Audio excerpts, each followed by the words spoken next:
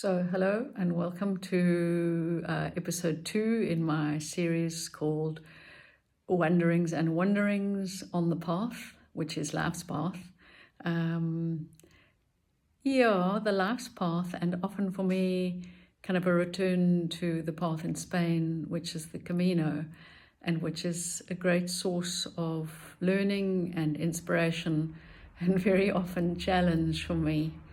So in this episode, which I call Melide on the mountainside, I'm linking together a place in Spain called Melide and the mountainside in Fishhook, where I live. So in the background, it's a bit of a grey day, but the line is the sea, and I'm very grateful to have the view that I do from being on the mountainside. So this year's Camino, I walked part of the path into Santiago de Compostela. So I started quite far along the path, and then I walked on to the coast to a place called Muxia and Finisterre. And the path that I chose is quite a difficult part in the sense of it having a lot of pilgrims and a lot of noise, and it's different. It's different from earlier parts. And I knew when I was choosing it, there would be some challenges for me, in particularly the stretch over the last 100 kilometers. And the reason it gets so busy is because if you walk that part, you can obtain a pilgrim credential. So there are a lot of people doing it. There are a lot of Spanish people. There are lots of groups. It's busy. It's really busy, and as I said, it has a very different feel. And I noticed that I was struggling with it.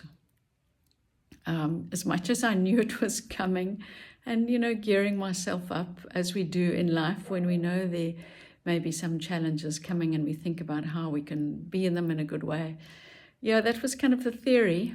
The practice was really being in it, and I noticed kind of the first day in, the second day in, it was quite tough, and I had a couple of experiences that were difficult, where I had unmet expectations and disappointments and comparisons, comparisons to earlier parts of the path, to other years where I was walking in different places. And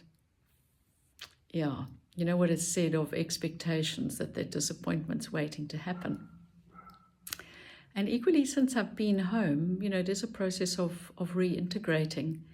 And there are always disappointments and unmet expectations in day-to-day life, or things that happen that we aren't quite expecting, that might feel a little bit icky, sticky to deal with, where we think things are going to go one way and they don't, or we hear something, it was like, oh, well, that thing has changed with that client, they've got budget constraints, or things going to be offered differently, and what does that mean for me? Or, I didn't really see that one coming. And, the challenge of taking one day's stuff into the next day.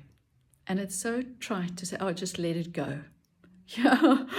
If only letting it go was that easy. And some people can shake it off more easily. I'm not a person who does. Things tend to stick for longer. So, those were some of the things that I've been experiencing on the mountainside since being home, and going, how do I maybe be a little better in the day and drag less stuff into the day from the previous day, And for me, it's my nature, and I think for many of us, it is that, So when I was in Melide, 2 days into, the walk from Sarria, I had a pause one morning, pause with pen and coffee, and took what I called looking back, sort of some moments in Melide, to go, what's happening for me? I'm feeling quite dislodged. There are these expectations which aren't being met. It doesn't feel quite right, and I'm feeling quite unanchored in all of this. because it's not quite going in the way that I would like it to be, and that is the nature of life. So how do I adjust things from my side, because the outer was really affecting my inner. How do I be in with what's coming my way? And be in it, not in it, just get through the day, get through this part of the path, get to Santiago and be on the other side of Santiago where things are going to be different. I knew they would be. But how do I do it? And, just taking that pause and not giving myself a pep talk, but going, what can I shift? What can be in my control? And coming up with some questions. And let me just go back to my notebook here. What did I ask myself? How do I surrender to this? Kind of, I guess, in a way, this kind of state of imperfection. How do I remain grounded and anchored, and even more so be happy, kind of in what felt like quite a muddle?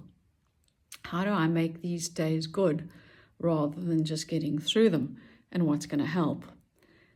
And with pen in hand, writing down, well, what is going to help? Being open, having a baseline of gratitude, not holding on to the negative thoughts.